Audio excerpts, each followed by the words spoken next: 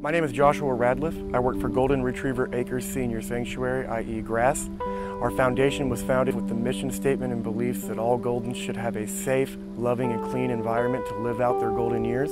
We deal mainly with abandoned, abused, owner surrendered, and cruelty cases through the ASPCA. Our mission statement is to rehabilitate and rehome if possible, but then also to provide a carefree, kennel-free environment for those that live here on the sanctuary property to live out the rest of their golden years.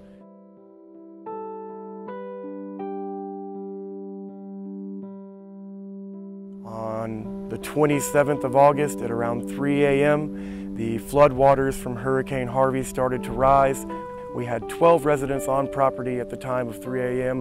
when we realized that the floodwaters were going to rise so high that we had to emergency evacuate.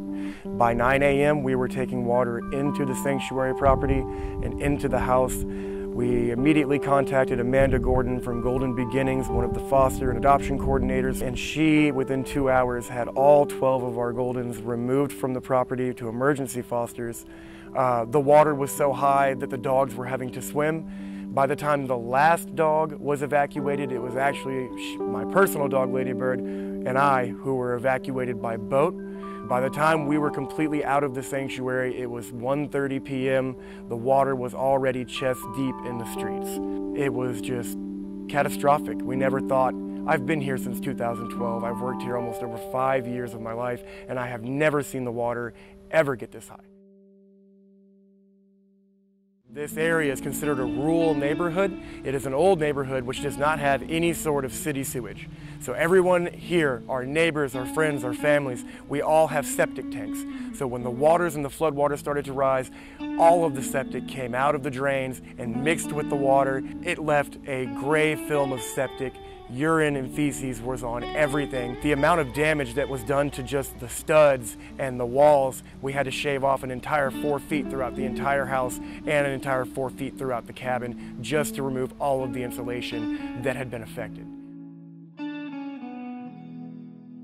The property is comprised of one house which has 8 bedrooms in it, 2 cabins in the backyard, 2 full bedrooms, 1 full living room, both having full restrooms for showering our dogs in the winter times. This facility is wonderful. The work that we do is great. The dogs that we save make every minute of what we do worth it. This is the main home for the living premises for myself as well as many of the dogs. If we walk right over here into this front room, this is what we call our intake lounge. As you can see, we have our Golden Retriever artwork. This is where people come, they sit, we bring the dogs in from the backyard, they do their meet and greet, we have all of our medical filing. We just talk about the dogs and what issues they have and what issues we've overcome, where they've come from, and where we hope they will go. We have a main restroom here with a puppy tiled shower for showering 20 dogs at one time. And if you go back to these 2 rooms back here, these are what we call our separation and hospice rooms.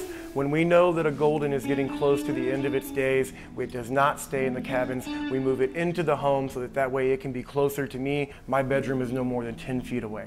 That way I am able to respond if the dog goes into a seizure, if the dog passes out, if the dog is breathing heavily, I'm able to keep an eye on it. We have a camera system throughout the house that watches these rooms so that way I am able to keep my eyes on the dogs at all times and make sure that I will be there when the time comes.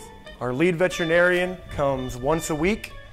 She comes into this main room. It is full of stuff right now, but this is what we call our tiled room. This is where we keep our food. This is where we keep the weighing station. This is where our veterinarian comes to draw blood, give vaccinations, do mat trimmings, nail trimmings, ear cleanings, dentals. You name it, we do it right here in this room. When the water rose so high that it totaled in 37 inches, you were wading waist deep throughout the entire grass property.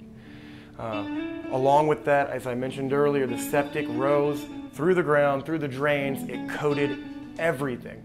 And so some people don't really understand what kind of process has to be done after something like that happens. As you can see, we have removed this entire back wall. And not only that, the water was so forceful and rising that we've had several pipes that have been moved. We have pipes that are leaking in the restrooms that are going to have to be completely replaced.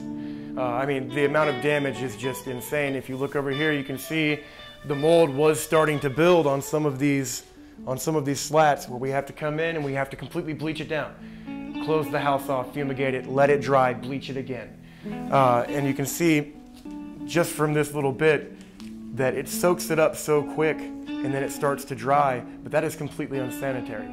It is covered in septic. It's all going to have to be replaced. Every little bit of it. Every wall, every exterior wall, and everything in the cabins is just going to have to come out. We have several of these PVC pipes that are completely loose, jiggling. We've had some that are busted off and broken. Just the amount of damage from the electrical sockets and stuff, because it rose past over 90% of these electrical sockets in the house. Even though we do have power right now, these sockets are completely busted, so they will have to be completely replaced. We are now inside one of the Oric log cabins in our backyard. Both of them are identical in every way.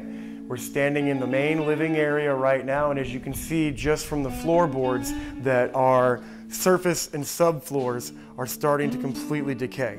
We had areas where we had to pull our volunteers out because we were afraid that they were going to go through the floor. We have the two other bedrooms, which you can kind of see through the walls right here. This is the kitchen area. We had a full sink and countertops, which were completely ruined and had to be ripped out. There was no other way around it to get to the insulation behind these pine boards. It had to be destroyed, which is sad, but it was expensive. And that's going to be another part where your donations are going to count. Every single dollar is going to count to rebuild what we've built here at g.r.a.s.s.